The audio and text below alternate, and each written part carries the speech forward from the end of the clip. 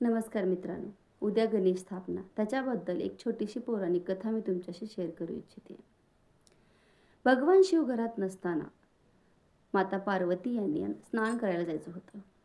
मग त्यांनी स्वतःच्या संरक्षणासाठी उटणे आणि स्वतःची मळी, हळद असं घालून एक छोटासा बालक तयार केला. त्याला जीवदान दिलं. त्यांना सांगितलं की कोणीही आलं तर त्यांना आत येऊ द्यायचं नाहीये.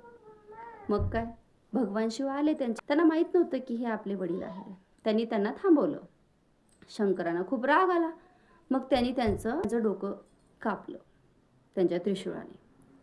पुत्राचा असा मृतदेह पाहून पार्वती खूप जास्त रागवल्या. त्यांना खूप जास्त राग आला. मग त्यांनी सगळं सृष्टीचा नाश करण्याची रागाने बोलले की आता मी सृष्टीचा नाश करेल.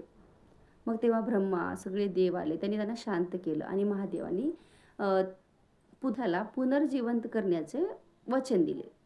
मग त्यांच्या अनुयायी म्हणजे बैल नंतर नंदी यांनी जाऊन ना त्यांच्यासाठी डोकं शोधण्यासाठी गेलेले. त्यांना हत्तीचं डोकं, छोटंसं पिल्लू होतं हत्तीचं, ते भेटलं.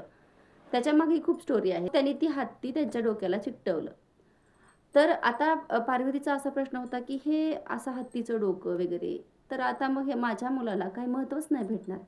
त्यावेळी सर्व देवतांनी त्यांना आशीर्वाद दिला की कुठलाही विधी असो, मग लग्न असो अथवा घरातली कुठलीही पूजा असो, प्रत्येक शुभ दिवशी अगोदर गणेशांचेच आपण उपासना करणार, गणेशाचीच पूजा होणार. त्याच्यानंतर मग बाकीची कुठलीही चांगली शुभ गोष्ट होणार.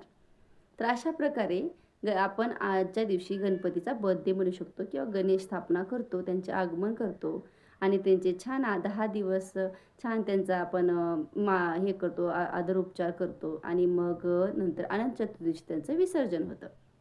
तसं अशी छोटीशी एक पौराणिक कथा मी तुमच्याशी शेअर केली आहे. तर मग उद्या सगळ्यांनी स्थापना करावी. गणपती बाप्पा मोरया.